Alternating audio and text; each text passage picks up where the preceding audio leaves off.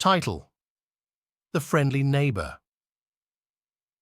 Once upon a time, in a small town with lots of green hills, there was a girl named Lily. She liked exploring, like looking at the stream near her town and the big tree in her backyard. One sunny day, Lily saw a new person in the neighborhood. It was Mr. Johnson, a nice old man who had just moved in next door. He smiled and waved to Lily, and she waved back. Lily felt curious and went to meet Mr. Johnson. She knocked on his door, and he answered with a happy hello. They spent the day talking and laughing on Mr. Johnson's porch.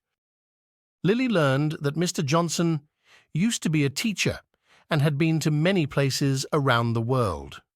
After that, Lily and Mr. Johnson became best friends. They often had tea together in Mr. Johnson's cozy living room. He taught Lily about different countries and languages.